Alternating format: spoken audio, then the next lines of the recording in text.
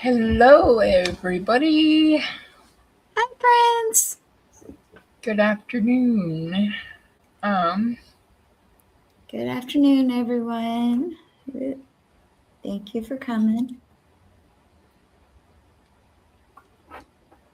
Sorry, I wasn't done chewing apparently. Bye. So today we are gonna finish what we did or what we were doing yesterday with the Chad Daybell stuff, tour of the home, the property, and everything. And then I have a short little video of them tearing down the house, and we will watch that. And then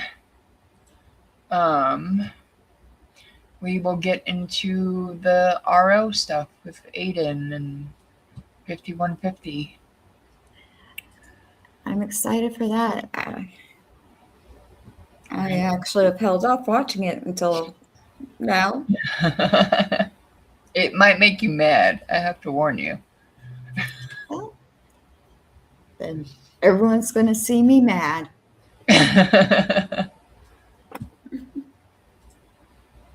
All right, here we go. Let's bring this to stage. Back it up just a smidge. You could bring. I think he was just getting upstairs, right? Yesterday. I should have done this beforehand. Okay. Okay.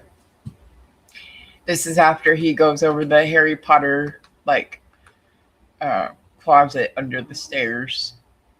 And if you know the Daybell case, there's actually a message that Chad sends to Lori saying that he feels like Harry Potter having to hide under the stage in under the stairs in his little closet, like pretending to be somebody else. It's so dumb. Like he could actually fit in that closet. Yeah, I highly doubt that. Anyway. Well, this is running. I'll be right back. Okay. Interesting that there was this area in here. And again, this will all be torn down by the new buyers. But if we go up here, this is the door to the cozy cone. So we'll head up. And I'll try to show you, in here is shelving, a lot of storage. This is where Chad Daybell was served the warrant on June 9th of 2020. And he stayed in that master bedroom till Tammy died, and then he moved to Hawaii. His children then moved in. He then moved back in the house after Lori was arrested. And he moved up here. And he was sleeping over here in a bed when he was served that warrant. Now, John Pryor made a big deal that no one could really live up here. There's multiple power outlets. Do you want to show those, honey? There's 3 over here. There's a 4th here. There's 2 lights. There's a light switch. It's pretty warm up here. I don't know about the AC and heating. There's a 5th plug, though. You could bring in a fan. You could bring in a space heater. It's kind of warm up here right now. And someone could definitely stay up here. Let's show you the view out the windows. So this is the front. Can't really see much out that window. But if we go over here, and I believe they showed in court the view from this window. You've got your eye on where JJ was buried, and you've got your eye on where Tylee was buried. You can see both very clearly. Absolutely disgusting is what that is. It's just gross. This case just makes me so mad. So, any thoughts up here, honey? It just makes me sad. That makes me sad, and it has a weird energy in there. I know that's a sensitive thing to say for this, but it feels. Yeah, up here feels. To be here. Yeah. So this is the outhouse, the loft area. And again, Chad was in here and was served. He walked down these stairs for the last time that morning and went into the house and never came back. And when we walked in here, it smelled really awful to the point that I got a little queasy. Yeah, it does smell. I mean, that could be an old home smell. So here's the door out to the back. In here is a storage area. The new owners did go through this before we walked through. That's why some of the doors are open. Interesting note, this storm door was up here, they said, and someone has visited it and taken off the door and broken the glass since they bought the house. So There was a keep out sign that was on the ground. right. Now let's go out here. So this is that driveway, the back driveway. This was the chicken coop. And interesting thing that we heard about here on the ground, I don't know how close you can get, honey. This cement was poured on at 2020. Joseph Murray. It says 7/22/20. So on July 22nd, this would have been about a month and a half after Chad was arrested. Joseph wrote his name in the cement. Emma, looks like it says Garth and another name that could be one of their children. So this chicken coop was put in with pavement, and it's two. Why don't we go in and show everybody? It's two kind of spots. You've got this area and this. It's interesting, a chicken coop with cement, maybe they transformed it into something else. And a lot of chicken coops I've seen have dirt and, there's can be mess to clean up, but There were like 20 chickens here. Right. They were using it as a chicken coop, but so they did, pave this. And we'll head over here. This was the garage / shed area that was talked about. Here's one of the buildings. I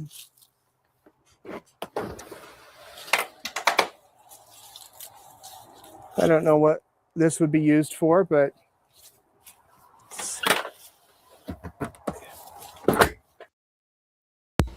It all looks so dang creepy. Like watching it again. It does. It does. Oh. Yeah. Oh, yeah. That was the other thing. I wanted to go over today. Maybe I'll pull it up. But Kate Peter went off on Judge Erskine on X yesterday, but about Kelsey. Yeah. And Fresh Brown Eyes had to listen to me in voice chat. If you're not in my Discord, send me an email to the channel email. We will eventually do voice chats in there, I'm sure. But I was in another server, the Rat House server last night, and Fresh Brown Eyes had to listen to me rant about Kate Peter. But yeah, so let's keep going with this. in here was the garage where the tools were and where the police searched. And this, you can see that the cement needs repair, but this was where the tools were kept. And we go in here.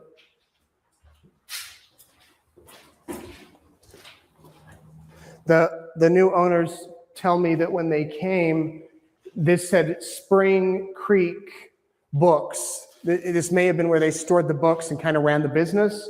There was signs and it was stacked with books. And an interesting sign that was here, probably from before Chad's time. This is calf heaven idea is to preserve life. It is not easy, but a fun challenge. God be with us. Thanks. I don't know what that means, but the owners tell us that this sign was over there. And when they came, it was moved. So I don't know. And then when you go out this door, so this was, again, remember in court, we saw the pictures of the tools laid out. They laid them out in the shed. Through here, this was where the fire pit was, where Tylee was buried. And it's just surreal to be here on this property. And if we look over here, this was where JJ was buried. There's the tree, of course. And I'm told, the new owner told me that you can still see the disturbed ground where JJ was found. And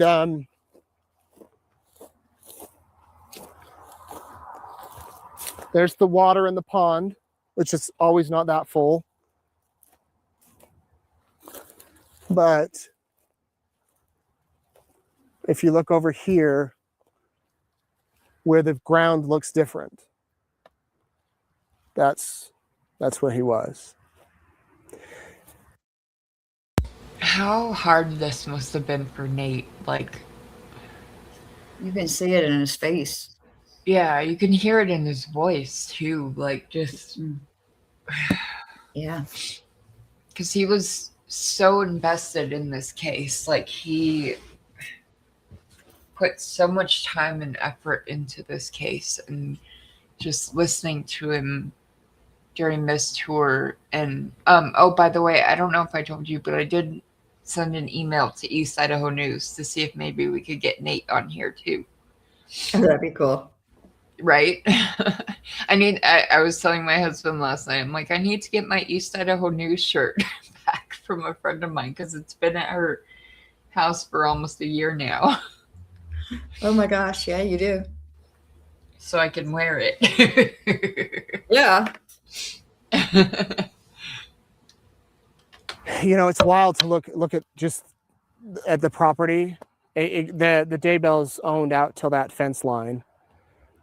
But the fact that the police were able to find those kids relatively quickly that morning, it's just amazing police work. And obviously Alex's phone had pinged. So the question is, when he came here to bury JJ, as I mentioned earlier, there's that fence there. He easily could have just pulled right up to. He had a pickup and driven back here and buried JJ. And that was they buried Tylee first over here. And so, you come back, you bury JJ, easy access to the property. You could just drive right out here. And it is, tucked away. The closest house, there's a house over there, there's a house over there. But if you're back here doing your business, whatever that might be, I don't know if they're really going to be watching, do you have any thoughts, honey? Well, I think if there was a fire, you would see it from some of these adjacent houses, especially a big one. Right. No, there is just a somber feel here. Yeah, it just feels sad, just eerie, just so tragic. For those of you not from Idaho, around this time of year in the fall, a lot of people, especially on acreage, will burn their debris, leaves, burn piles of leaves. So this was the burial site of Tylee Ryan. You can see that all of the stones around the pavers around the fire pit have been removed. And this is where those officers for days sifted through this dirt piece by piece, trying to find any remains belonging to Tylee. And where they found that bucket of flesh, the green bucket that was underneath the ground, and a big cement piece, and just horrible stuff. And if you pan down, this is the condition. It's loose dirt. But imagine being out here on a hot summer day going through all this and knowing too that once you found her, that the smell was just horrific, just horrendous. And so to give you a frame of reference, she was here and JJ was right over here. And they found JJ first. So when they found him, everybody kind of stopped, went over there, realized they had found him, called the coroner. Chad was arrested down the street. They worked to remove him, and then the focus changed to right here. And again, this is right here, and here's the shed. Here's the barn area. So it's relatively close. Erica, my wife, was saying that she thought it might be bigger, more spread out. And it is, spread out if you're in a big city and you're used to really compact lots, but it's actually pretty close. Barn, shed, you can get to one place to another in a minute or so. Chad Daybell's home. Within the coming weeks, the new owners are really looking to tear all this down. They want all the buildings down. They want the home down. As I said, the power's been shut off. There is water to half the property, but that's probably been shut off. So these buildings over here will be torn down and hauled away, and then there'll be materials that can be used for recycling. And then it will be to be determined what happens with the property. So that is a look at the Daybell property. Erica said it best. It just feels sad, empty, yucky, just, yeah. Shame that none of this needed to happen. Right. Who would have thought it'd be right out here? Now, after we left, the horrendous part of it is at least 2 people died on that property, because we don't know if Tylee was actually alive or not when she was taken out there. Right. And I don't know if you've ever seen it, but Colby did a phone call interview with his mother.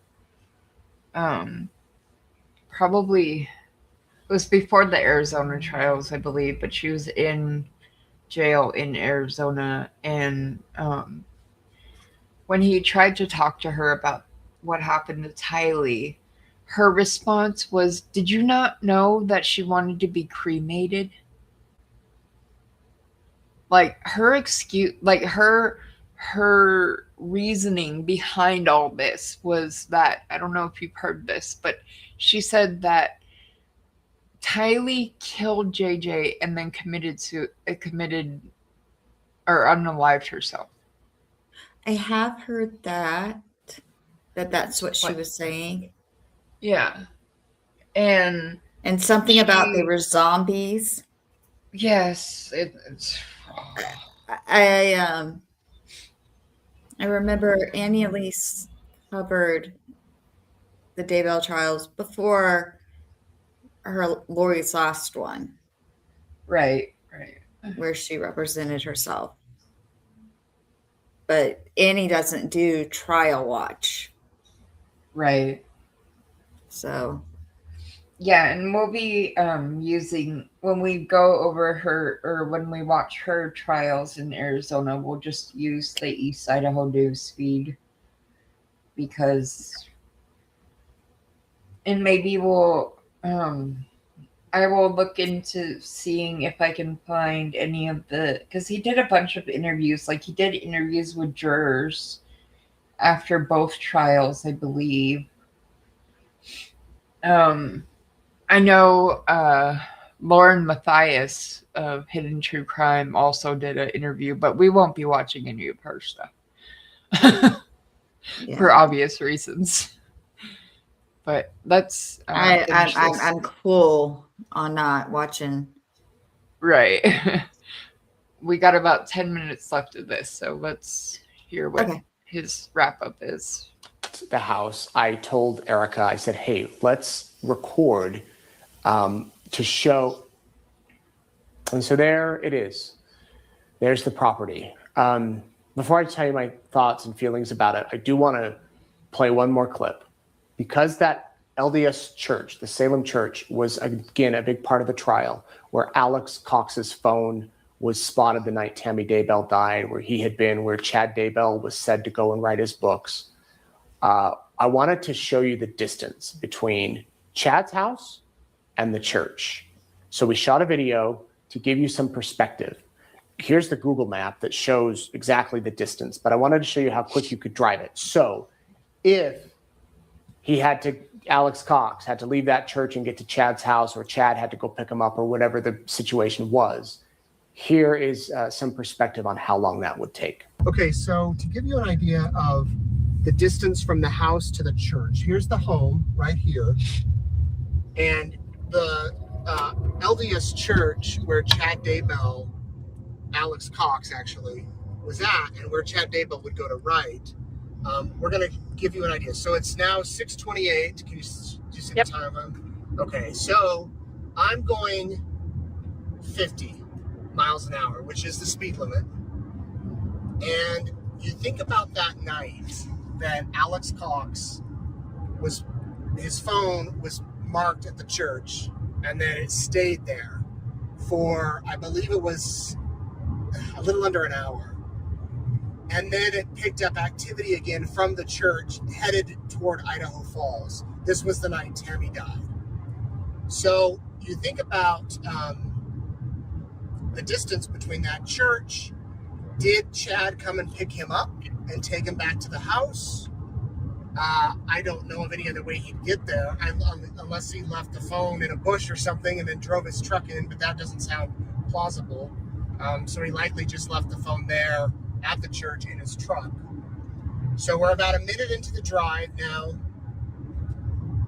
and it's not too far. It is, I believe, over in Madison County. Chad Daybell lives in Fremont County, just over the border, a couple of miles. I believe they said the distance from the church to the home was about 3 miles. And there was other days that Alex Cox's phone pinged at that church.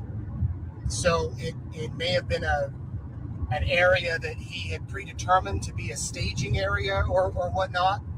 On the day that Chad Daybell's home was searched, the police did set up a staging area at the church. So we're now headed toward Rexburg, to give you an idea. Headed toward Rexburg. And if you look over here, we're about to cross the Henry's Fork, the North Fork of the Teton River. And then pretty soon here, we're going to be in Madison County out of Fremont County. Why does this matter? Just to kind of give you an idea of the distance from the home to the church on the night that Tammy died and the night that Alex Cox was so there. Now here's the church.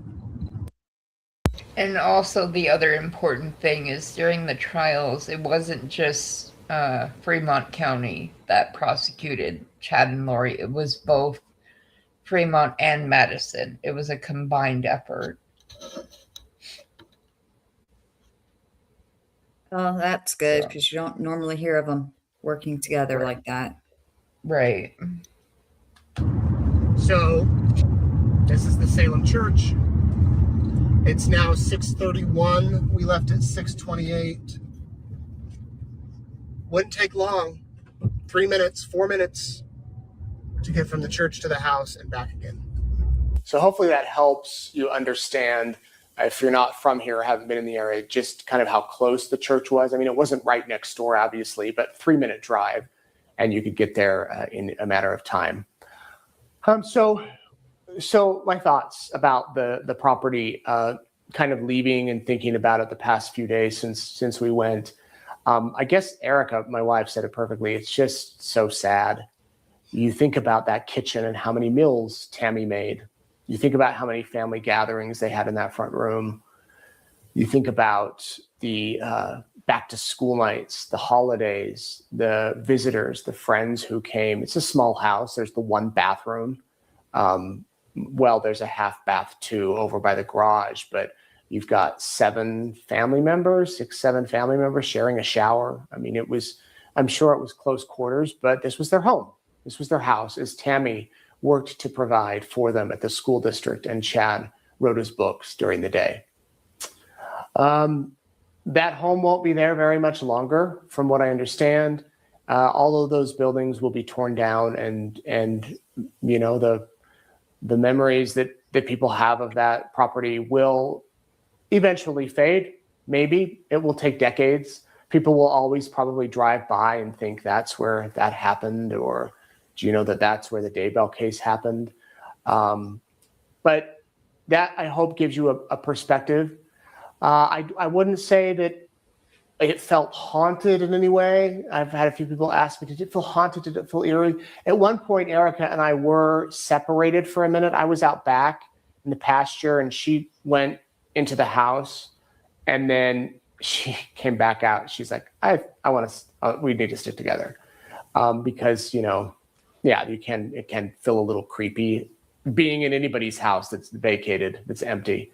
I know there were a few neighbors that were curious while we were there coming out to watch. We didn't have any ill intention. We didn't do anything in the house, just, to show you. But hopefully that was interesting and that you could see a different perspective of things.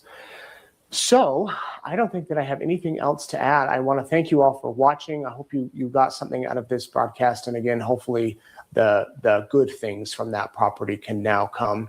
I know many of you have asked, what are the future plans for the property? Again, the new owners are going to tear it down. The nonprofit owns it, and then they will, they're working to raise some money to develop whatever's next. So if you want to donate, there's a GoFundMe. Actually, just go to their website. I'll put the link here on the screen. You can go to the website, donate there, and if you want to help out in any way to make sure that the property is taken care of. They say that they've told me that they were talking with different victims and family members who are associated with the case and trying to do something that is appropriate. And they're not going to put in swings. They're not going to put in a playground. They're not going to put in anything that would be massively disruptive to the area. But they're still coming up with what it will be. What's next in the case? Just a quick synopsis. Lori's still set for her trial in the spring, end of February, March in Arizona. I'll be going to that. And since we last talked last week, Brian Kohlberger, John Judge, granted a change of venue request from the defense. So it's moving from Latah County. And then the judge said, Idaho Supreme Court, you decide where it goes, and you decide a new judge, which was his prerogative. He can do that. Judge Boyce said, I'm going to keep the case, but it's going to be moved to Boise. John Judge said, Supreme Court, decide where it goes and who's going to preside. The Supreme Court within days handed down that it's going to move to Ada County and that it's going to be Judge Hippler, Stephen Hippler.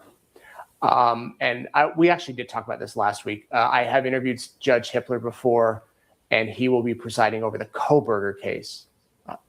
Brian Kohlberger case. I hope I said that earlier. If I didn't, sorry for the confusion. There's no more Daybell trials in Idaho. Unless someone else is charged, there's no more Daybell trials in Idaho. But Kohlberger will happen next June, July, and August. Many of you have asked, am I going? I will be there. I will be there. We will do Courtroom Insider every night. I'll break down the court hearing. There's going to be a lot of media there. I think a lot of people are coming. We think of the Daybell case. It's going to be elevated, in my opinion. I think more media will be coming. Okay. That's pretty much that for because we all know what happened with Kohlberger. He ended up pleading. Yeah. So, all right. So, And then I will also find, because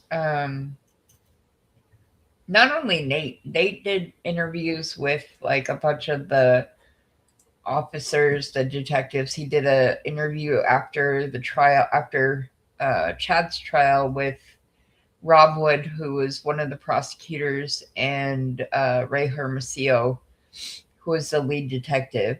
And so, yeah, he's done a lot. Like, I'm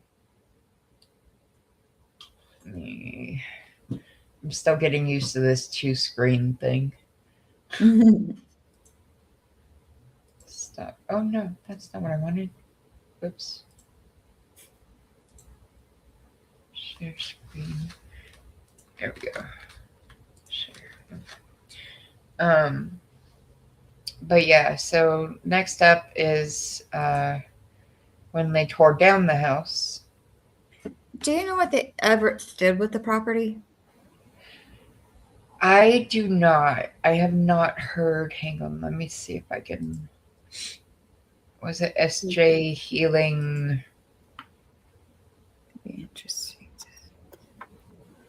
Healing Crossroads?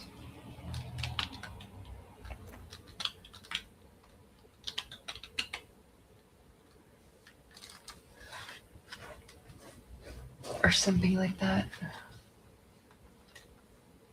Yeah, I'm just curious if they built another house. He said they weren't doing a park or anything like that. So Yeah, they won't be building a house or anything, but what are they gonna do? so I found the website. Hang on,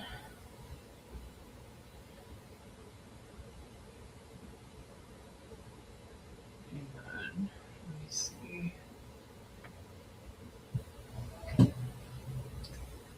Homepage. Of course I would.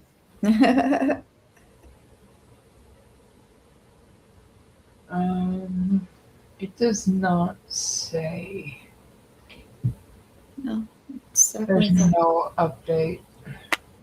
all right.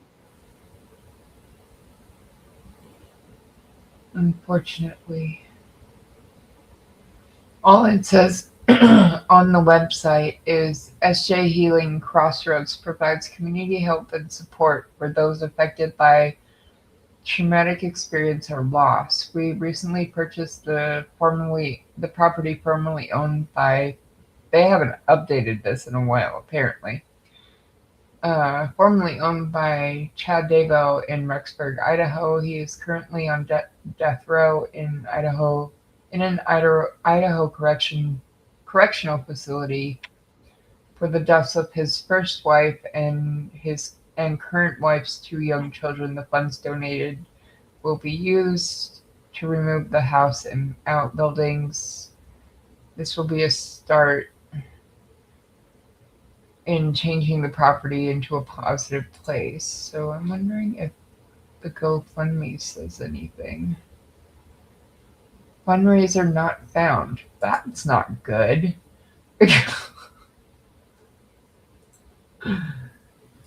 Well, if we ever Project. if we ever hear back from Nate, that would be a good thing to ask him. What about their Facebook page? Yeah. Um,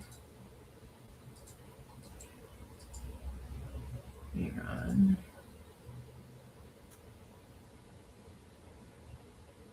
Not much on their Facebook page either. There's like pictures of when the house was torn down and stuff. Pictures and videos. Huh.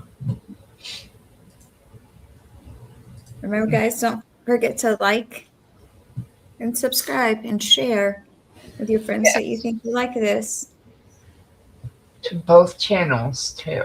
Yep, to both channels. The link to Angie's channel is in my chat, and the link to my channel is in Angie's chat.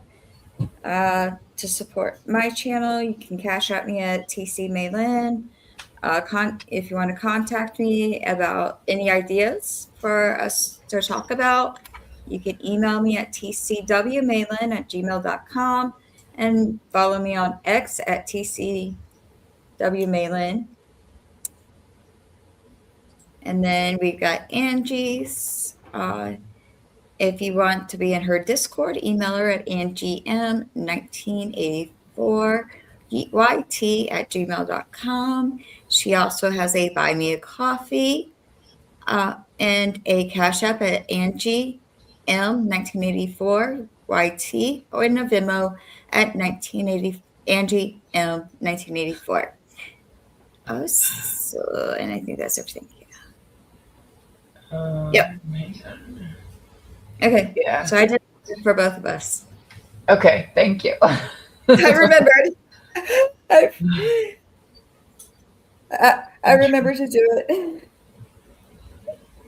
Okay, this is. Yeah, he's done a lot of interviews with people, but anyway, let's go back to this. And I have a child that just woke up. Yay! Hey, Brown Eyes. Thank you for coming. Hi, Brown The Eyes. debris and everything that was. Go play. Okay. Go play. All right. So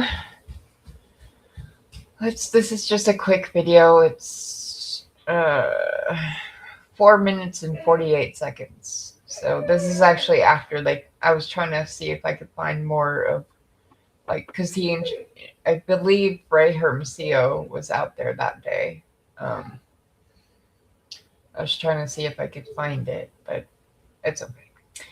Hang on. Yeah, that's way on that. Okay, so let's watch this, and I'll see if I can find any more of the video from that day. Left of the house. And those just coming in. This is about I'm going to the let our Daybell house being torn down. Yes, sorry. I should have mentioned that.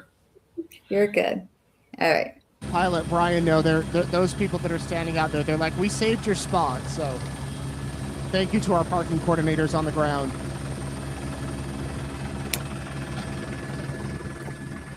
This is a much different site than that June day, I can tell you that.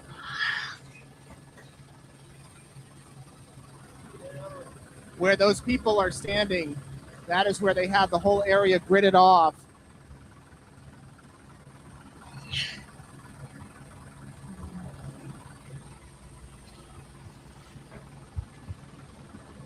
And that is where they found JJ and Tylee.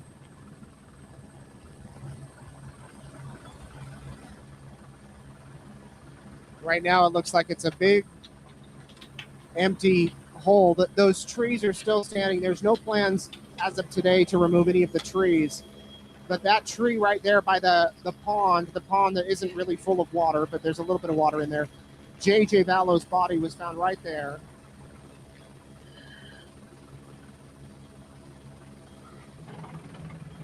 All right, everybody, just stay with us here. We're going to get out of the helicopter. We're going to walk around. I'm going to show you around so that you can get a look at the plant. It'll just take us a minute to get situated.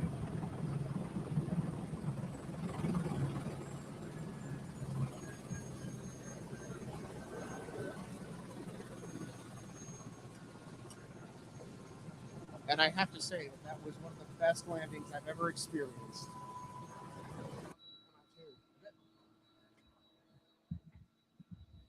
All right, everybody. So this is the Daybell property. And David, I'm just going to tell David here. David, be sure to get a photo of both of the choppers. We can close all the doors. That would be fun, like together if you can. Everybody, Peggy, our moderator's here with her husband, Glenn. The house is gone.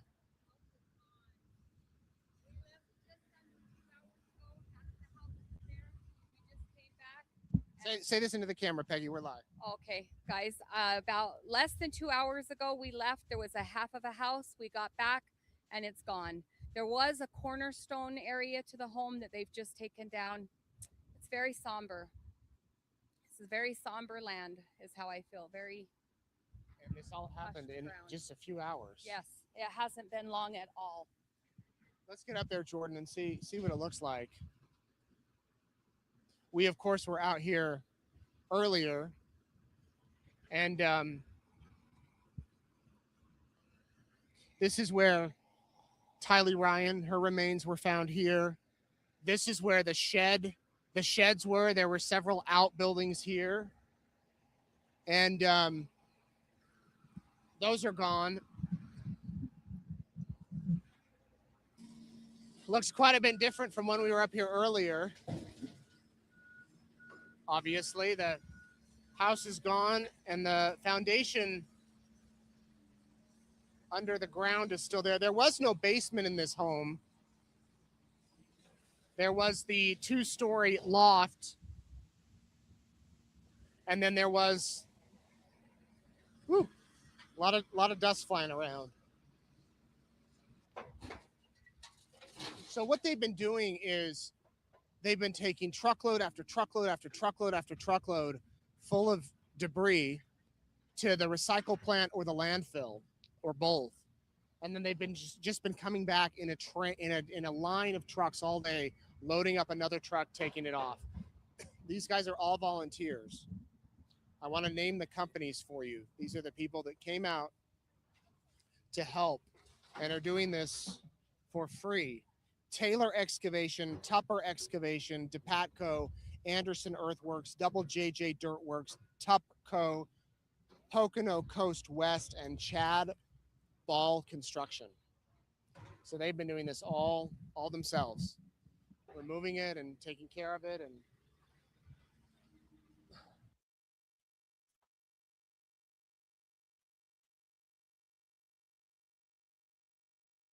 Hang on. And then I did find the interview that I was looking for with Ray Hermosillo, because he was up there as well. So this gives me a little more time. So for those that don't know, Ray Hermosillo was the lead detective on the case for the kids and Tammy. So yeah.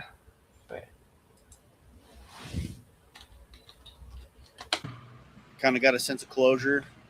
Today I'm just out here kind of seeing it through. what is it like witnessing? There we go. You know, it's weird. I came through yesterday and walked through, kind of got a sense of closure. Today I'm just out here kind of seeing it through to the end. When you walked through yesterday, did it bring back, I mean, was it just like you were here yesterday, or has it seemed like some time has passed? No, it seemed like some time has passed. It was a different feeling than it was June 9th and 10th for sure. There wasn't the emotion involved. It felt a lot more peaceful than it did those days. But yeah, it definitely felt like some time has passed. What was it like walking through the house? You know, it was really no emotion. I mean, it was just walking through an empty home at that point. Yeah.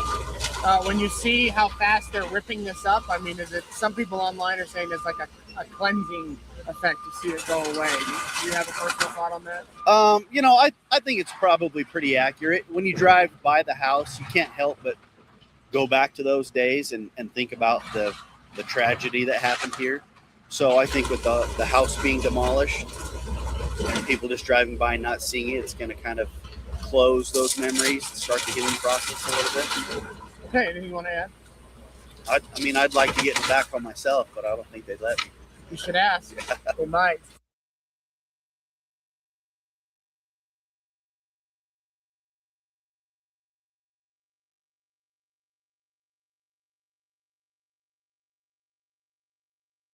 Okay. All right. So That was just what now? sad. Go throw your diaper away. You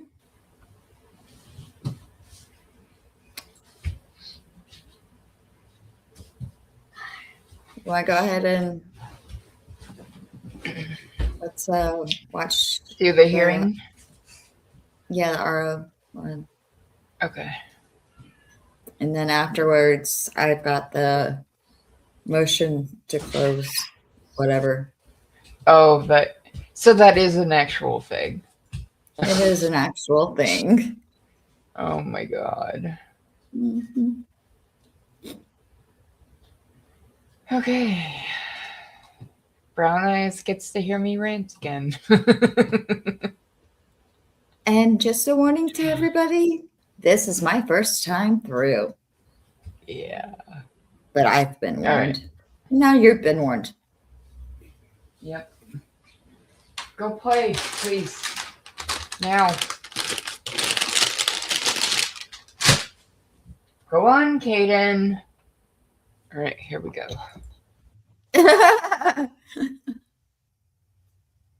Helps if I put it on the Yeah.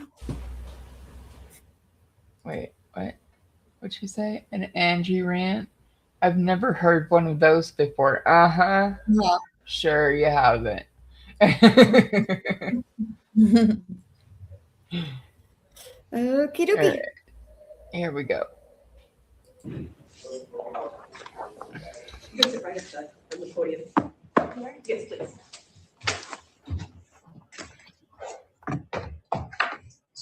Okay.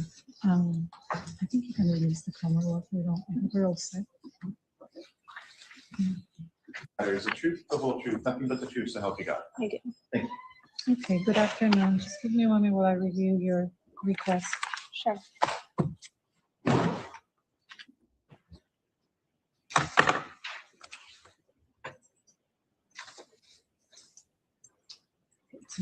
It's very hard to read this, just so you know.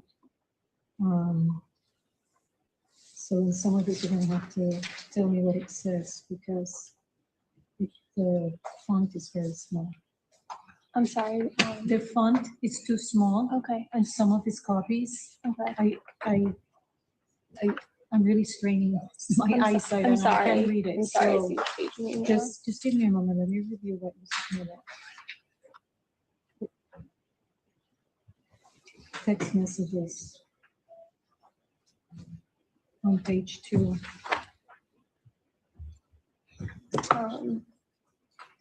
So those ones were in the end of 2025, towards the end of the relationship, just showing him, like, So what's it at the end of 2025? I think this was probably in June, towards the end of our relationship, where he would just show up at my house. When Okay. I told him. Hold on a second.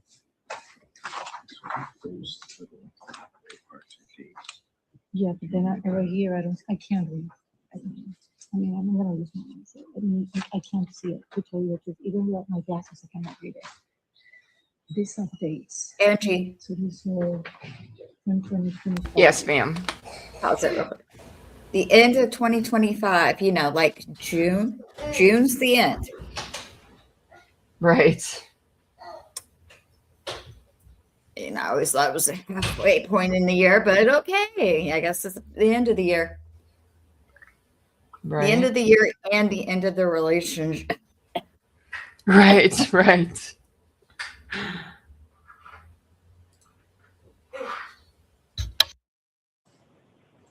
May 2025, March 2025. What are the dates on top of this page? I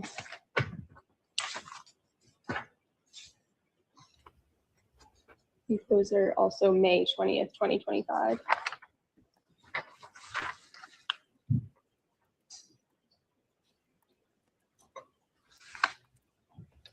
And what about the messages at the bottom? These messages over here. These have no dates. Those, I believe, are also June. Excuse me? Sorry, those are either May or June 2025.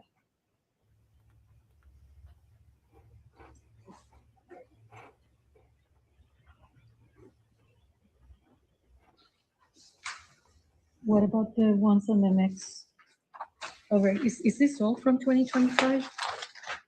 It goes into 2026 as you keep going. So when is this over here?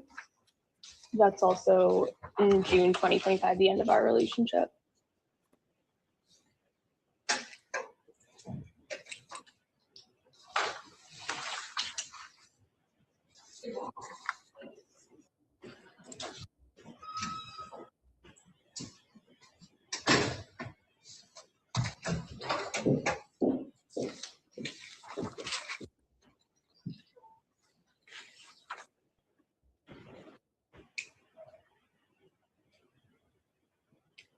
I have a question. I mean, I'm reading these things from October, September, November 2025. Is there a reason why you didn't come to court back then and you're coming in today? As I go on, so he was threatening to contact my employer and like two shows on it. He has like a YouTube show. No, I understand. So But I was just scared, trying. and I was hoping it would stop. But it's gotten to the point now that just his contact to my work has gotten me fired, and now he's trying to purposely make sure I never find another job and get my CPA license taken away. It's just escalated to a point, and I didn't think it qualified for an order before this until I talked to a lawyer recently.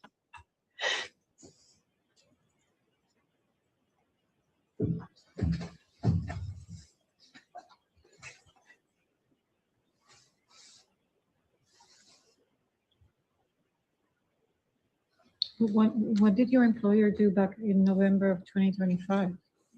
In November. Yeah, when they were getting phone calls, like what, did you lose your job or? So yeah, it started really getting bad at the end of November, December, and I had spoken with an attorney who had me. I just filed like a statement with them just to proactively let them know what was going on, and that because they started getting tagged on Twitter and getting calls to them, and they were like thankful at first, letting me know, but then it just continued for months, and then when her job was being tagged on Twitter because of the vile shit she was doing on Twitter.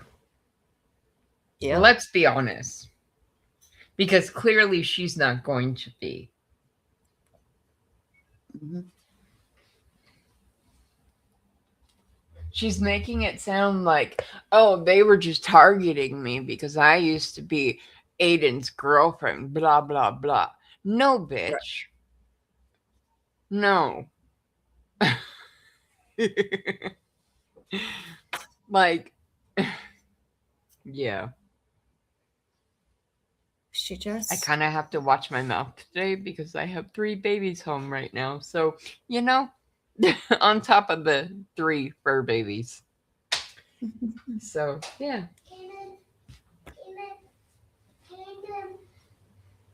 Go play, Kaden. All right, let's continue with this. I don't think I can eye roll this year. He said you didn't violate. What? I don't think I can eye roll hard enough. Right. Any specific company policy, just the reputational risk there. It's a large bank, State Street, associated with Turtle Boy and his followers, like repeatedly tagging them and writing things in my name and saying State Street. It was just too much. So I was terminated after working there for over 5 years, and I got my personnel file, all good recommendations, all good reviews, literally nothing, no disciplinary, nothing about this. Probably because they didn't want to put in writing about it, and that's something separate I'm working with a lawyer with. But I was told it was purely because of him and his followers tagging them. Okay. So just so you know, I this person, Jason Broyles, is how you pronounce his last name. I mean, if he's gonna testify under oath, but I don't know that I can, just so you don't take that into consideration, just something signed by him, an affidavit. Yeah, he said he would testify because he told him he was going to get me fired and not stop until my life was ruined. Okay. No, I'm just letting you know because for purposes of today, I'm just letting you know that I can't take that into consideration. I do have some audio clips of Mr. Carney himself here too, just saying similar things of what I've documented here about. Get the situation. Okay.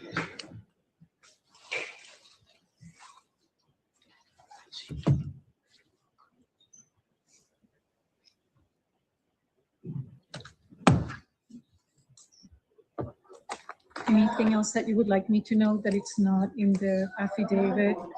Just these audio clips of his words of him threatening these things. I mean, I think it's all in here, and just I know one of the reasons I didn't come forward sooner is because I wasn't aware of the aspect added in 2024 about coercive control, because a lot of this, there's only a few kind of threats of physical violence in here, and a lot of it is. But there have been physical violence. So not directly by him, but on his YouTube channel in the chat that he controls because he owns it. There are several threats where somebody said I deserve to get taken out with a shovel. She's never been sucker punched, and it shows. How about a GoFundMe to put out a hit on her? She's never gotten the ass whooping she clearly deserves. And this is in his chat again that he controls. Okay.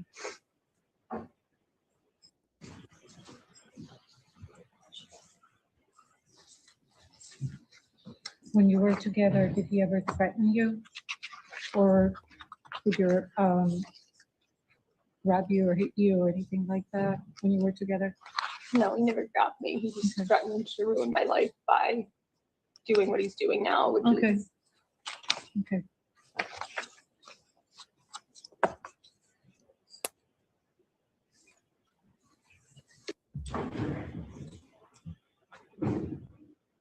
And when was the last time that he mentioned something online about you? When was the last time? This morning, every Okay. single day, every single show. Okay. Can you get, she wants me to listen to that. So I'm gonna listen to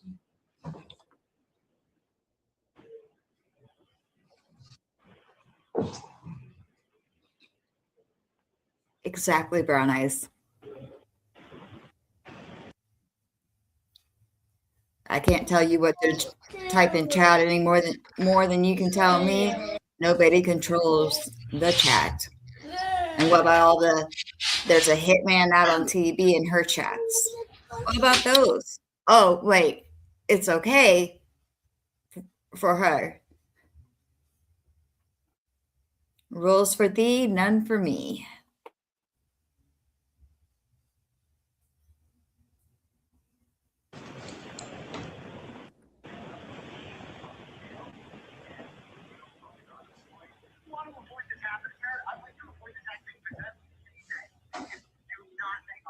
No, you just said you're gonna do a show on me, so hang up. Fine, go ahead and do it. I'll prepare. You know what? I will go to Karen then. I am going to Karen. Fine, go ahead. I don't have to talk to you. You don't have to. No, I haven't.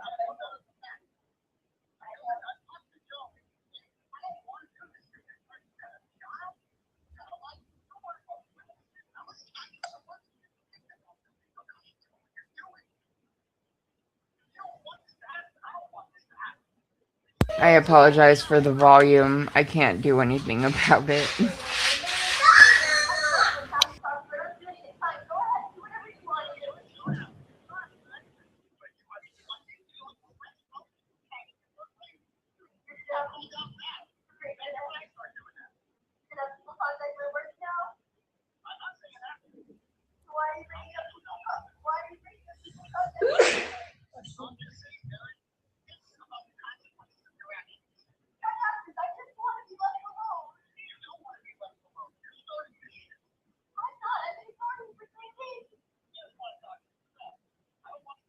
Okay, then why are you still bothering me? You're gonna ruin my life. Great. You just said you do. You just said you're not Karen. Why? So why do you? I don't want to talk to you. I don't feel well. Oh, and I forgot to mention that, because Aiden mentioned it on his, I think on his bus stop live this morning. The phone call that she plays is the one that's pinned to her ex account. That was illegally recorded and is what was the premise for the Holden police to try and charge her with illegal wiretapping, mind you. But did she mention that to the judge at all? Of course not. No. So yeah. I just want to be left alone.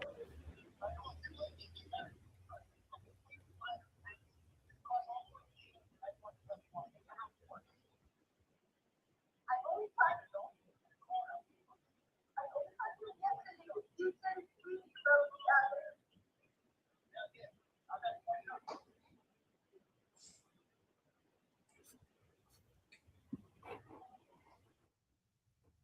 Ain't that the damn truth, Brown Eyes? Yep. Rules for thee, none for me. No, Meredith O'Neill is a vice president at State Street, just to be very clear. And State Street. No, our kid going into freshman year at Milton High School.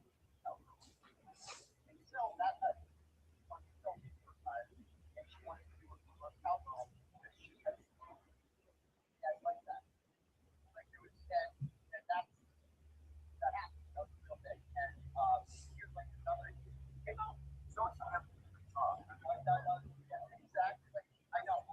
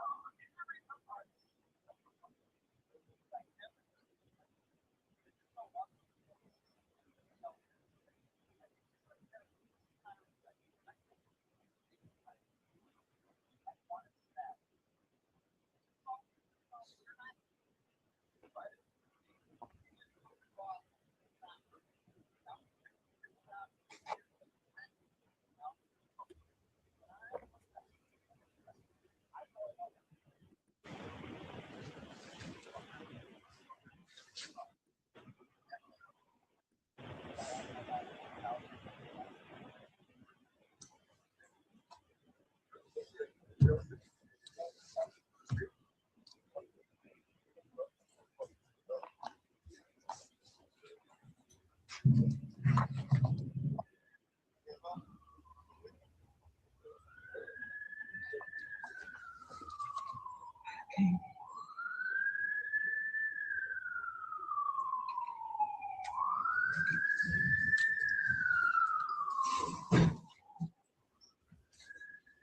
Thank you. He knows where you reside? I'm sorry, what? He knows where you live? Yes, he does. Okay. Do you want him to also stay away from your, has he, okay.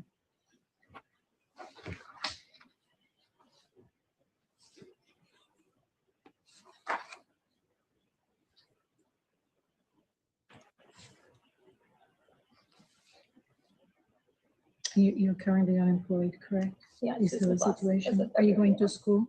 I'm sorry, what? Are you going to school? No, I'm not in school. Okay.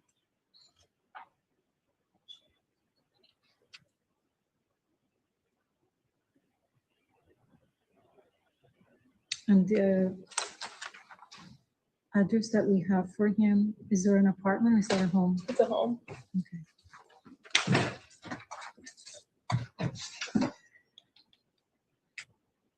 Mr. Clerk, what will be the 10 or 14 days? He says 7, correct? Maybe what you said. Okay. So I am issuing the temporary order. So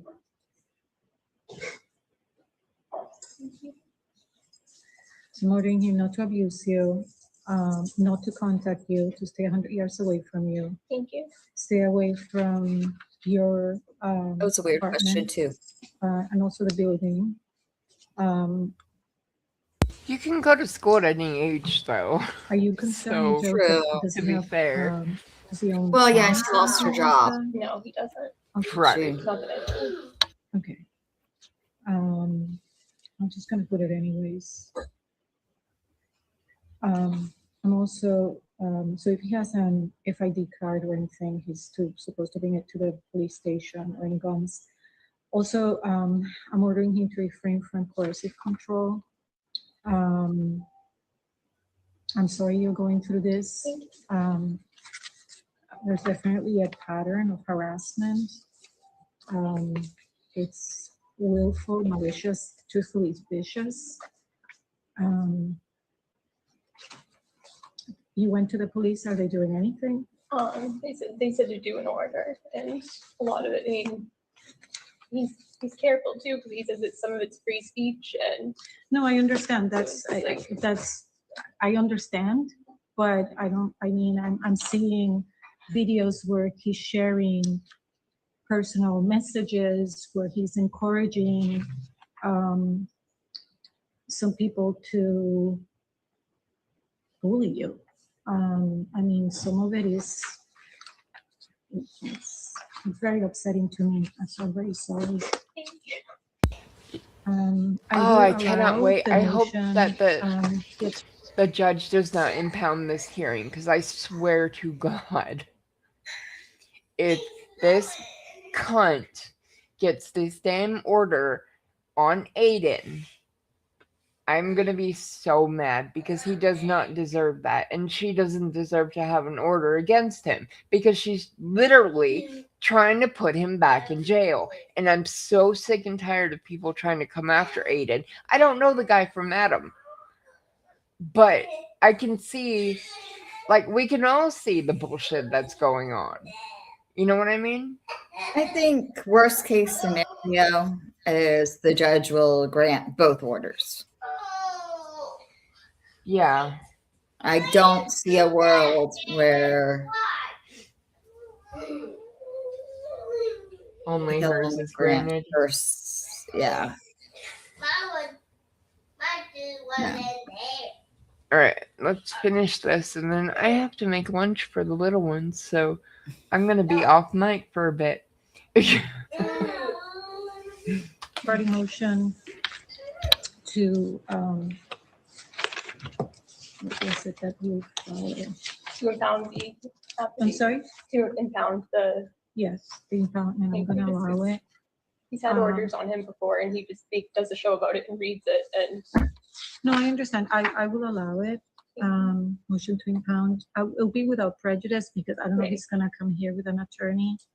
and yeah, I remember the hearing, which will obviously be public. But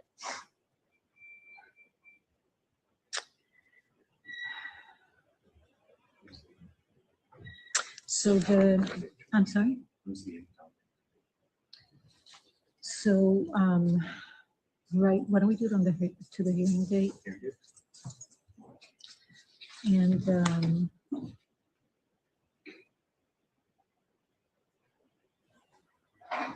yeah, I understand that there's some free speech here, but I think to me, there is also a pattern here that goes a little bit beyond that. the repeated even him himself contacting my employer. He made 2 separate Twitter accounts that were impersonating me. There's like thousands of posts he made contacting them, tagging them, which that's contact is tagging their social media. That's what I got called for by HR. Okay, well, So it's not even just other people, it's him. okay, well, that's what I can do for today. And obviously if after this order and he's served, just let the police know if he tries to contact you again or if he continues the behavior. Okay. Thank you very much. There, you can get a copy of the order. Okay, and it'll say when the hearing is too. Yes. It'll be April 7th at 9 o'clock in the morning. Is it sorry, Yes, the 7th? The 7th. the 7th. And I suggest that you bring to the hearing the audio. I didn't keep it. I don't want it to get lost. I'll bring it, yeah. And whatever you think it's important, just make sure that the judge can read it because some of it is, Okay, I'll you make a get copy, better. so it's very small. I'll get better. Not everything, but I think some of it that you want to point out. Okay, Okay, thank you very much. you're welcome.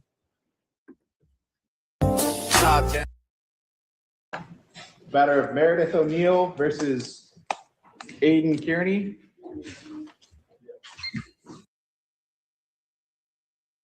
Hey, Scott. Hey, Scott. Okay, so can you handle reading that for now, and then I will get back as soon as I can to help you out with that, because these kids are driving me insane. Good luck. All right, thanks. You're welcome. All right, so we'll just go. This is the article TB wrote. Timu attorney Thomas Dougherty filed motion to close courtroom for Meredith O'Neill's hearing Monday based on documented lie that he was threatened and assaulted. In anticipation of Monday's restraining order hearing in South Boston District Court, Meredith O'Neill's attorney, Thomas Dougherty, was filed a motion to close the courtroom to the public. Has filed. He complains that I am publicizing this public proceeding too much, and in doing so, his client and her minor daughter are in grave danger. Ironically, Meredith sent the filing yesterday to a YouTuber by the name of Lana, Truth and Transparency, most famous for raising money for convicted child killer Chris Watts, who then read it out loud on her YouTube presentation before I even knew what was happening. And here's the filing. Hear ye, Commonwealth of Massachusetts. Suffolk SS, South Boston Court. Meredith O'Neill, plaintiff. Aiden Kearney, defendant. Versus Meredith O'Neill. Plaintiff's motion to impound and limit public access to hearing. Now comes the plaintiff, Meredith O'Neill, by and through her counsel, Thomas A. Dougherty III, and respectfully moves this honorable court to impound the incoming hearing and limit public access thereto. On March 23, 2026, the plaintiff filed a complaint for protection from abuse pursuant to the MGL 209A, supported by an affidavit herein, the initial affidavit, and was granted a restraining order, the initial order. On the same date, the plaintiff also filed a motion for impoundment, which was also allowed by Judge Velez. On March 24th, 2026, Judge Velez issued a further order of impoundment. On March 30th, 2026, defendant filed his own application for a restraining order and was granted a cross order, the cross order, supported by his affidavit. And upon information and belief presented by his lawyer, Mr. Bradle, the defendant's affidavit. In support of this motion, the plaintiff states that the court has already impounded her initial affidavit due to the presence of highly sensitive and personal material, including private communications, information pertaining to her minor child, and intimate subject matter. What, Yellowstone? Okay. Plaintiff has made every effort to keep this matter private and to have it adjudicated solely through the court, as set forth in her supplemental affidavit filed April 7th, 2026, supplemental affidavit. Plaintiff did not publicly announce the existence of her order and took steps to avoid further dissemination of sensitive information. In contrast, the defendant has repeatedly publicized these proceedings, including announcing the existence of the initial order and subsequent order, disseminating his affidavit, and repeatedly sharing the time and location of the hearing with a substantial online audience. Water break, just a second.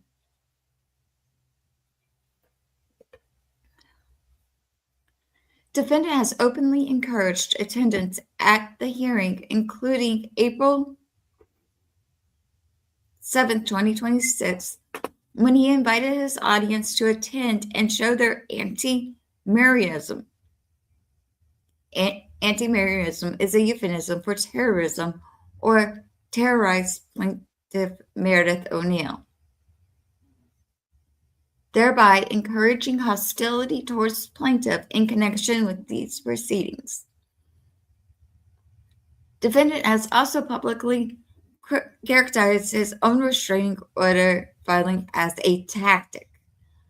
Approximately 2 days before the April 8th, 2026 hearing, demonstrating that he is not acting out of genuine fear or in good faith, but rather using the court process as part of an ongoing online fiasco terrorism campaign against plaintiff in an effort to maintain online relevance for himself and maybe an overall tactic in defending his myriad open criminal matters.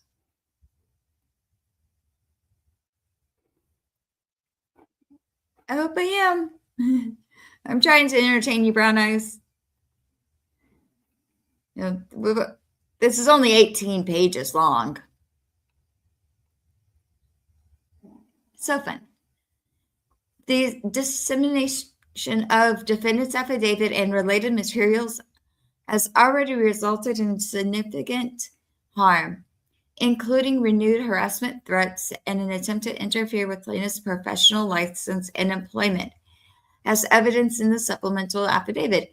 These proceedings have been exploited as content by defendant and his associates, including Jessica Machado, Tom Dozier, and Paul Purple Kool-Aid guy. Okay, I'm not pronouncing your last name because I will mess it up, and I apologize.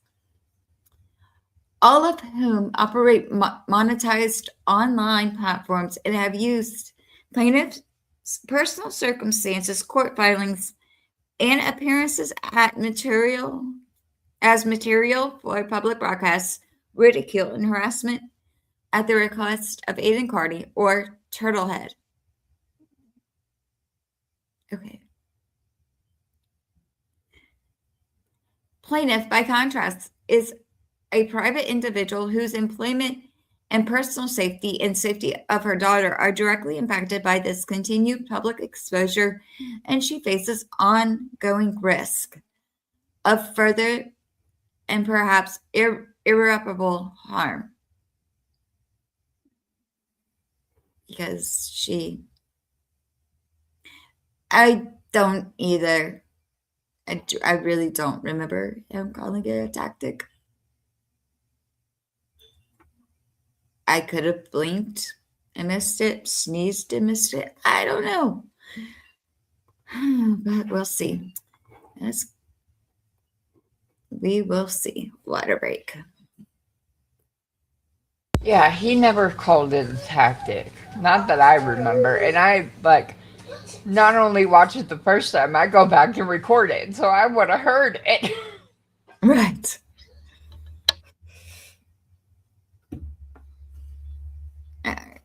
The journalism argument. You want me to take over? I can finish this page and then we'll go back and forth page by page. Okay. Miss Jessica Machado has registered with the court as a journalist. As documented in plaintiff's supplemental affidavit previously submitted, she has engaged in months of targeted harassment against plaintiff on behalf of and at the request of Turtlehead. Hang on. What is with this Turtlehead bullshit? He's supposed to be a professional attorney. Unless excuse Meredith, me, sir, it is Turtle Boy or Turtle Dove to you. Right? I mean, the only time I've ever heard Turtlehead being used that wasn't talking about an actual turtle head. Right. It involved a bathroom. Right. Yeah. Right. All right. Now, back to the regular. Oh, man. Damn straight. He often reposts her diatribe on his so-called show. Machado and Carney mentioned her daughter, including contacting plaintiff's employer and publicly mocking her by instructing her audience to call her 5150 online recently. On March 31st, 2026, she publicly read defendant's affidavit in support of his cross order to thousands of viewers and proceeded to post the subsequent order containing plaintiff's unredacted residential address to over 44,000 followers, leading plaintiff in fear for her safety and that of her minor daughter. Ms. Machado announced she'd start selling merchandise reading 31 Reasons Why, referencing the 31 paragraphs in the defendant's affidavit. The term 5150 refers to a police code associated with involuntary psychiatric commitment in another state. Ms. Machado has instructed her viewers to use this term in reference to the plaintiff, effectively mocking the plaintiff's mental health. This label has since been widely adopted by Mr. Carney and his followers over the past several months. Okay, I'll finish this paragraph because it goes with the one, I'll finish this up and then you can start with incidents in and outside, okay? Okay. Further demonstrating the manner in which these proceedings are being used for public ridicule and entertainment and actions to further coercive control of the Miss O'Neill. of the Miss O'Neill. At the hearing on April 8th, 2026, Machado continued to use the proceedings as online content, including mocking plaintiff's appearance, and was live chatting during the court proceedings under the fraudulent guise of journalism. No, she was sending out updates to people who were interested in the hearing on X. Like, anyway. The proceedings have already developed into a spectacle. The court was alerted to attempts to record and stream the hearing, including through Zoom access, by individuals seeking to broadcast the proceedings online. The court was made aware of hundreds of people were attempting to Zoom in for the hearing. Court officers were required to address individuals attempting to record within the courthouse and ordered at least one person out of the court during the hearing for violating the court's directive on this issue. Lawyer accosted in the hall. No, it didn't happen in the hall. It happened in the damn courtroom. Attorney Doherty, which is funny because I have a cousin with that last name, was also confronted by two women in the hall after the hearing. Oh, this isn't even about Paul. After the hearing concluded on April 8th, 2026, where one of them said, "I'm with Turtle," or something like that, then proceeded to try and poke Attorney Doherty in the eyes and said, "I'm watching you.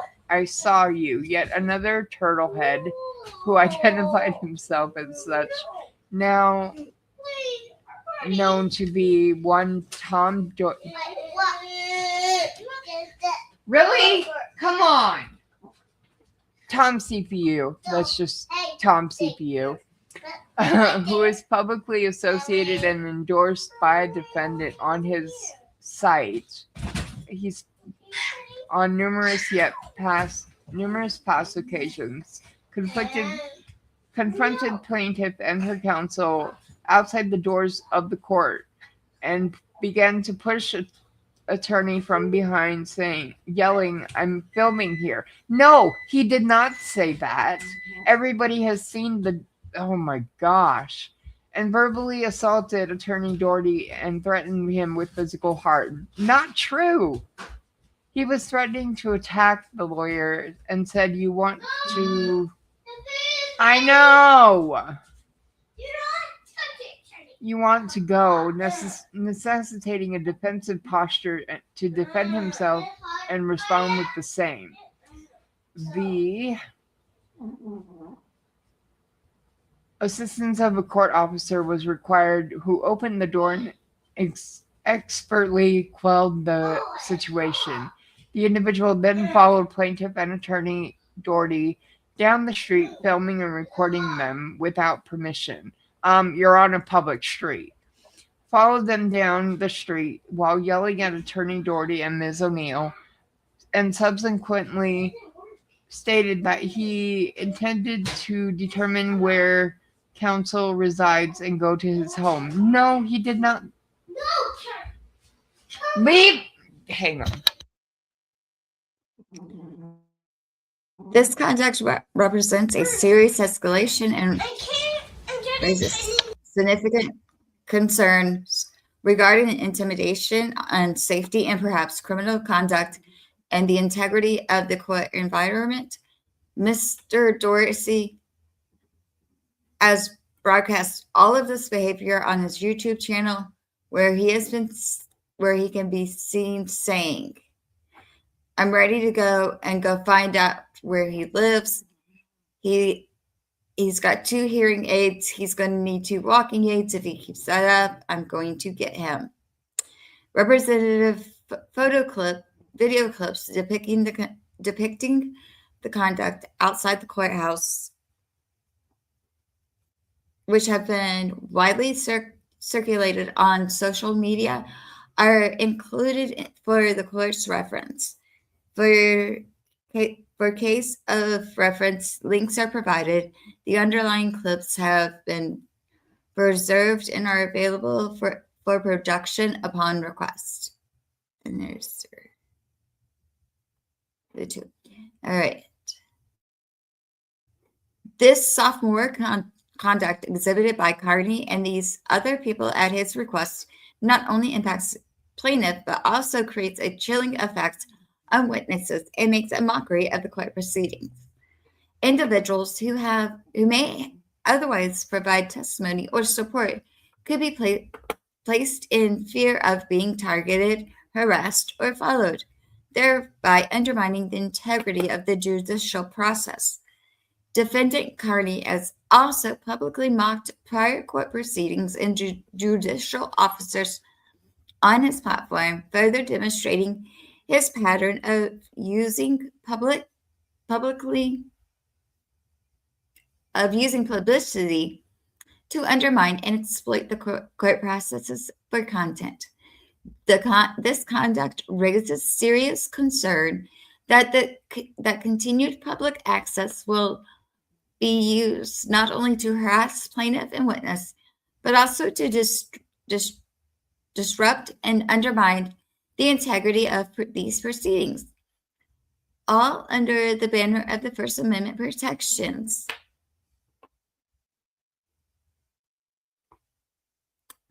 Something his lawyers will no doubt raise as defense in this case and perhaps in Carney's criminal cases.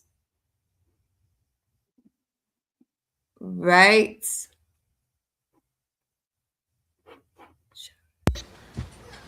Sorry. You're fine. All right. I'll let you are. Okay, where are you? Another individual right there. Another individual present in the courtroom on April 8th, 2026 was Purple Kool-Aid Man. He has a documented history of targeting plaintiff through online content on Turtlehead's airtime. What? Designed to damage Miss O'Neill's employment. She is not employed! Not anymore. And reputation, and has made statements directed at plaintiff in connection with those proceedings, further contributing to coercive control of the plaintiff O'Neill, and creating an intimidating environment surrounding this case. That's documented extensively in. Sorry. You're fine. Number 6.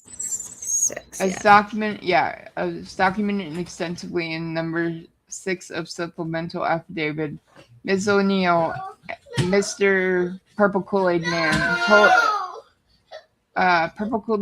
told the plaintiff on March 30th, 2026 told her what? In reference to the April 8th hearing. Oh, again, Mayor, you still have time to abort mission, sweetheart. Okay, you still have time to come to your senses. Go take care of that. I got this. Okay. Footnote 3, video evidence of Purple Kool-Aid Man's statement toward plaintiff was previously provided to the court on April 7th, 2026 via hard copy drive labeled Media Attachment 5 and is also included in the shareable folder linked below for ease of access. You better think long and hard, Mayor, about what you're about to do. You better think long and hard about the road you're about to go down, because it could easily end up in the fucking disaster for you. Disaster. Imagine the public shaming you again. Imagine how stupid you're going to look. Imagine how much of a moron you're going to look like. You're going to fucking lose. And it's going to be the biggest loss of your life, because he's going to tap dance all over your little fucking grave. So there's still time, Mayor. Go ahead. It's not going to work out the way you think. It never does. Oh, I hope we are on the 18 and above.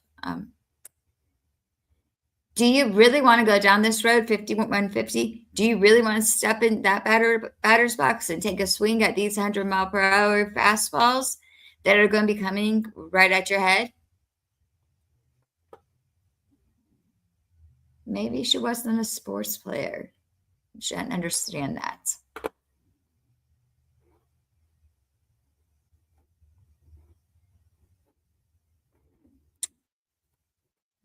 She better think long and hard if she wants to do this. It is a very distinct possibility she is going to go down in fucking flames. Proceed at your own risk, Meredith. Proceed at your own risk, Meredith O'Neill, CPA. So I want you to think real long and hard, Meredith, about the court proceedings you just made, because all those fucking lies and all those lies that you put in yours are going to get exposed. All of this was played on the internet with Turtlehead, i.e. Defendant Carney, visible online on the online chat box on the webpage leading up to this hearing. As documented in plaintiff's supplemental affidavit, defendant also engaged in conduct directed at witnesses and individuals involved in the case. Most recently, on April 7, 2026, after learning that an individual was referenced in a plaintiff's supplemental affidavit as a potential witness, that individual was contacted by a third party closely associated with the defendant. This reflects a pattern in which the defendant discloses or signals the identities of witnesses and asks for retribution. The cumulative effects of the defendant's conduct has been to ransom these proceedings into a public spectacle, resulting in ongoing harassment, intimidation, and safety concerns for plaintiff, her minor child, and potential witnesses. I can read some more. Pursuant to Uniform Rules of Impoundment Procedure, Trial Court Rule 8, this court has authority to impound proceedings upon showing good cause. Rule 7 contemplates that the court may hold a hearing prior to entering an impoundment order. However, Rule 3A expressly permits ex parte impoundment upon filing of a motion supported by affidavit demonstrating that immediate and irreparable harm may result before a party can be heard. Here, plaintiff initially satisfied that standard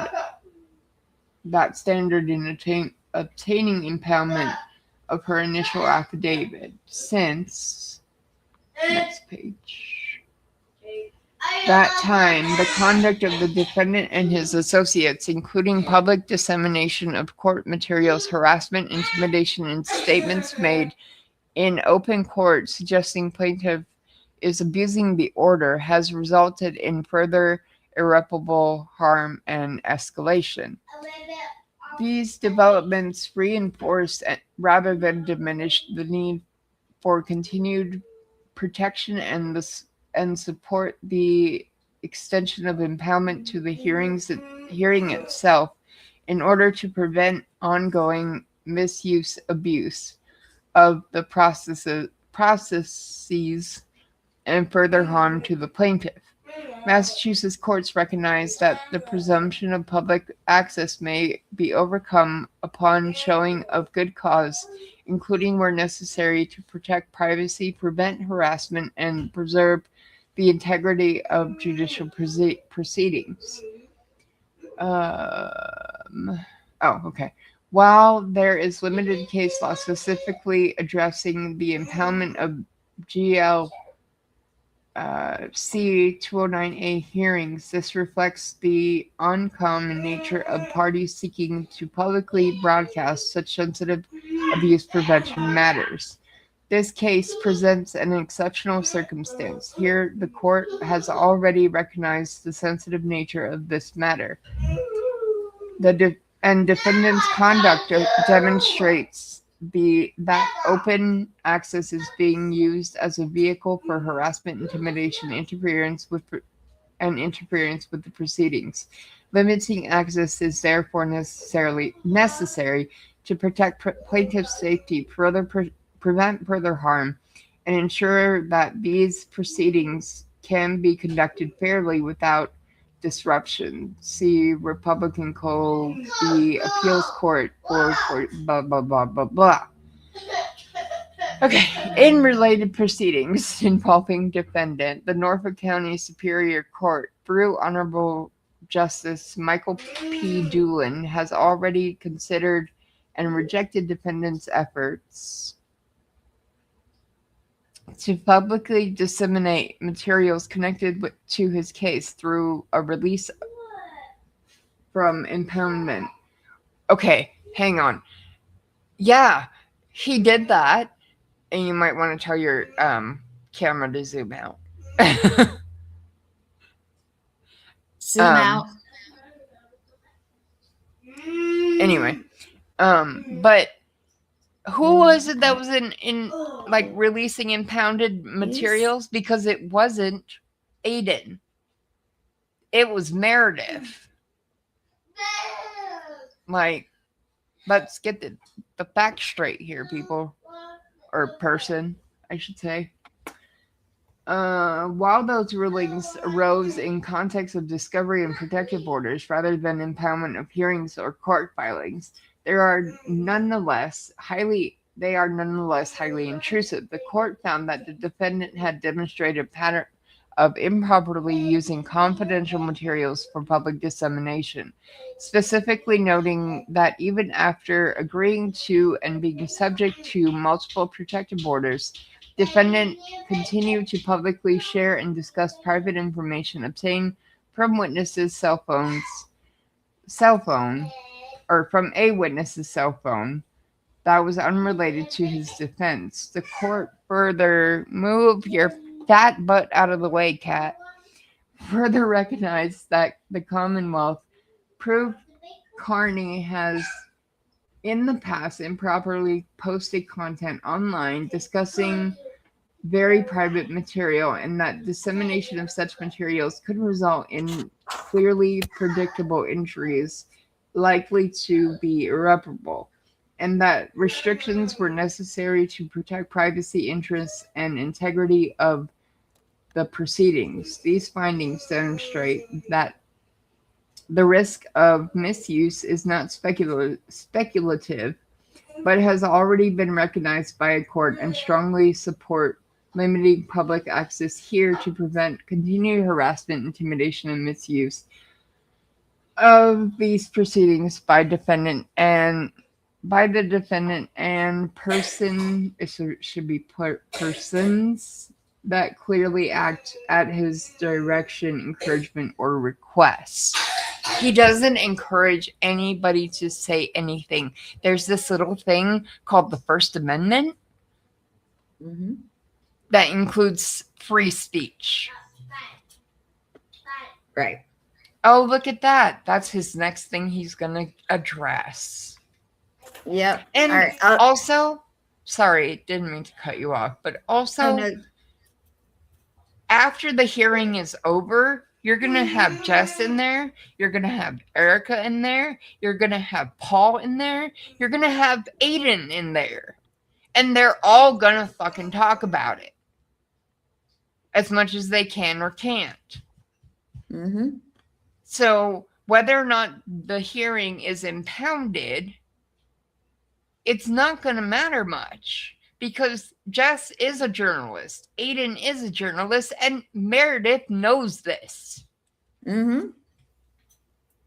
Exactly. So it's hypocritical that she is trying to use this shit to get around people not knowing about her crazy bullshit that she's done.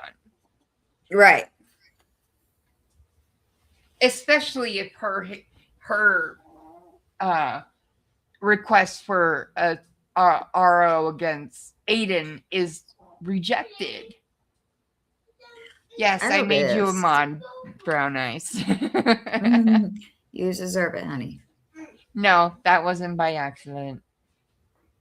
is one of the kittens trying to signal my help. Shut up. They are sleeping thank you very much. All right. I'll take over here. Okay. Mommy, We've only got 9 more pages to go. eat up my food. Only, she says. Only, she says. Mommy, Only. I eat my bowl. Oh. It Okay, isn't good. Now go play. anticipated No, they were that some rudimentary argument will be made regarding postings on the internet, etc., as being protected by First Amendment speech. Counsel reminds the court that in Commonwealth versus Michelle Carter, a like First Amendment argument was made that failed as cyberbullying can and did in that case override concerns of First Amendment protection, which led to a conviction for manslaughter by encouraging suicide. Totally different. Nobody encouraged suicide, okay? Nobody told her to. See also Ernest B. Murphy versus Boston Herald 2007. SJC docket number. The SJC again squarely addresses where First Amendment protections give away to safety concerns. Also see New York Times Company versus Sullivan. Although the Murphy case dealt with a defamation claim, the concepts of First Amendment are treated by the SJC as not being sacrosanct, as may be argued in this case. As all those law students learn, the First Amendment seems sacrosanct. However, as Oliver Wendell Holmes said, you can't scream fire in a crowded movie theater. Schneck versus the United States and its progeny. In further support of this motion, your movement requests this honorable court review the attached affidavit of counsel attached. Wherefore, the plaintiff respectfully requests that this court impound the upcoming hearing, limit public access to the proceedings, parties and lawyers, and sequestered witnesses only, restrict attendance to counsel for record, the parties, and necessary witnesses, and set a buffer zone outside of the court at 2 p.m. on Monday afternoon, April 13th, 2026.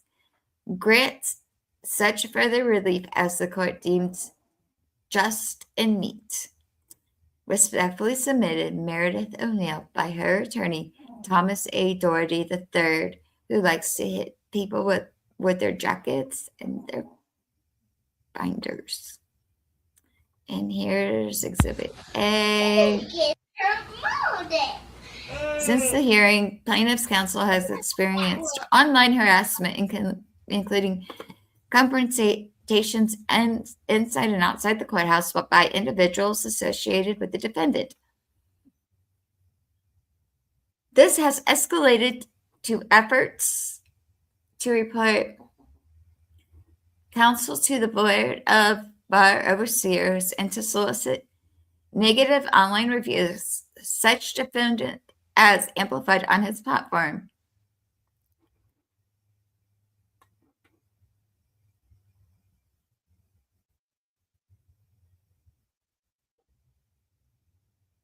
Dark passenger replying, do not hire this man. Following the hearing on April 8, 2026, at approximately 1:28 p.m., Mr. Carney posted a photograph of himself with Mr.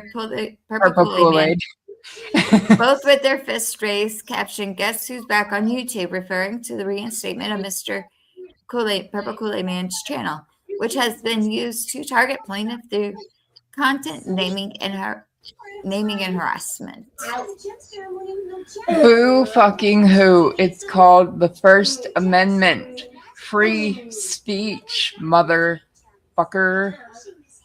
On Sorry. April 8th, 2026, at approximately 8:04 p.m., Mr. County posted on social media referring to Jason Broyles. Jason Jason Broyles. I can't. Dathan. I can't Jason. Jason Broyles. I can't do it, but hey, at least I admit I I can't. have no teeth, so Jason Broyles is easy to say. A known witness in this matter as Piss Boy while discussing the weaponization of restraining orders and clear reference to this case, further demonstrating ongoing harassment and targeting of a witness. Here we go, Piss Boy logic, blah, blah, blah. Sorry. He basically just said that, it's okay to... It's only bad to abuse and weaponize restraining orders against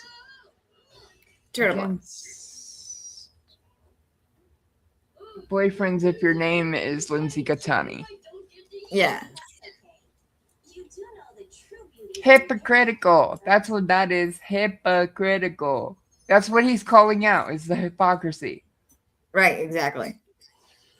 A sample of social media activity for Mr. Purple Kool-Aid Man in the short window since the hearing is shown below, including posting photos from my client at Clark. Ooh. Oh my God. Somebody was talking mean about me on X. Where's my Oscar?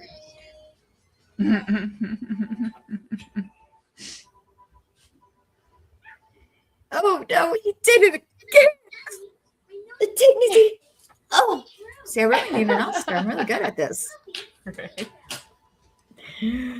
Oh dear. Okay, I'll read this page and then you can close it out with the last two, okay? Okay. I'm going to be Mr. Thomas Doherty III. The duly deposed and sworn state the following. My name is Thomas A. Doherty III. I am licensed to practice law in Commonwealth, and I am in good standing since 1995. Well, good for you, sir. I have been consulted and retained by Miss Meredith O'Neill in the restraining order matters in the South Boston District Court. Cuteness break. See? Oh, yes, I know. Yes, I know. I know. Yeah, you're hungry. I know. Hungry. I know. I know.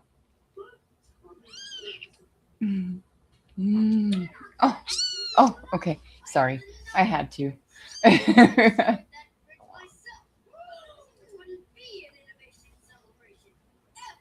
Yeah, exactly, brown eyes.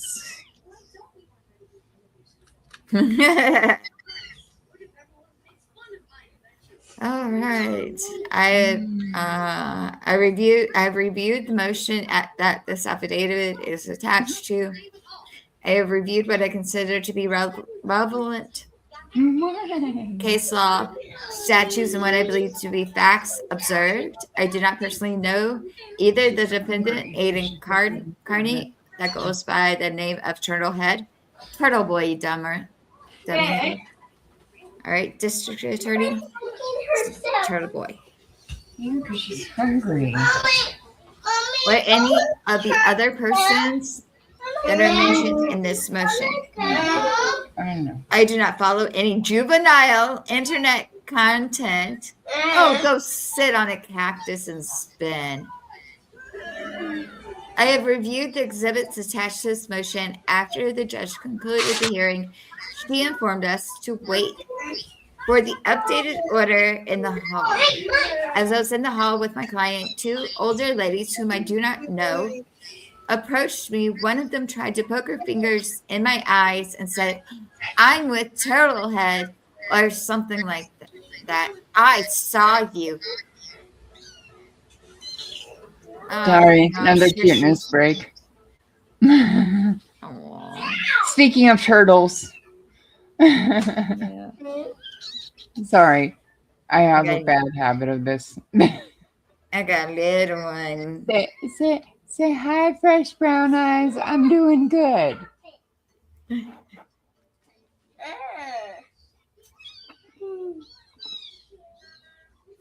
Okay, go ahead. Sorry. Yeah. As I was holding the doors to the courthouse open for my, oh wait, hold on. I asked her what her name was, and she again repeated, I saw you. I know who you are. I told her to go screw, and she scampered away. Oh, You're good like Lord. a jerk off. Jerk off who jerks off. As I was holding the doors to the courthouse open for my young lady client, ooh, because she's, I felt a push from behind, and a little old guy with glasses started screaming at me, I'm fucking filming here, or something like that. And I turned around to apologize. And he said he was with Turtlehead. He then threatened physical harm. And I took a defensive stance and asked him if he really wanted to go. He began coming down the stairs at me, screaming that when luckily a court officer came out and told him to quiet down. I left with my client and my witness, and he started following me, yelling that I have hearing aids and I was going to need walking aids when he was done. You have a lot of aids, sir. A lot of aids. You're riddled with aids. He also said, I'm going to find out where you live and come to your house. He continued to pursue us, but I instructed my client to ignore him and keep walking. Based upon all of the above, this motion is brought in good faith, and I believe the foregoing to be accurate and true to the best of my memory, information, and belief. Signed under the pains and penalties of perjury this 9th day of April 26, 2026. Thomas A. Doherty III.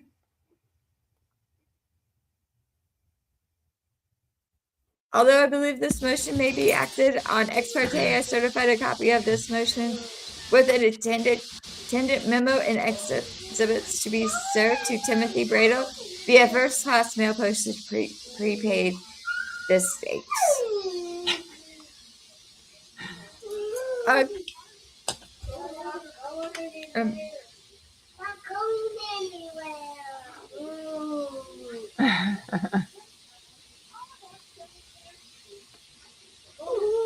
Right. So, yeah, he was going to apologize. Right. So I have to jump off because a certain trio of kitties are hungry. Yep, I gotta go get some stuff done. Got a couple of friends coming over later. So, well, thank you for everybody that came. Yes, thank you. Thank you so much. Always go out in peace and love. And as to the grifting portion, donations are never expected, but are always appreciated. Thank you, Brown Eyes. I have a Cash App, $NGM 1984YT, Venmo, and NGM 1984. Buy me a coffee and a Amazon wish list to keep the three in the background that you hear busy. And I have a Cash App, tcwmaelynn, $sign tcwmaelynn. Any show suggestions? Sorry. Your any show suggestions, you can email me at tcwmaelynn@gmail.com and follow me on X. Also, don't forget to anybody on my side, hop on over to Angie's channel, and that's not what I wanted. Hop over to Angie's channel, make sure you sub, and anybody over on Angie's. And also on my side, if you're on my side, go over to Maelynn's channel and subscribe and like and share. Always like and share. And Monday we will be starting, I think, Lori's Arizona trial, the Charles Vallow trial. Yes. So if you want to see Lori represent herself and the insanity that was, come join us. But I will talk to you later, friend. I'll talk to you later too. Again, everybody, love, peace. Go pollinate the algorithms of our favorite YouTubers. Thank you for coming. See y'all later. Have a great day, everybody. And you have a great day as well, Angie. And I'll see you guys in the chats. Bye-bye. Right. Bye.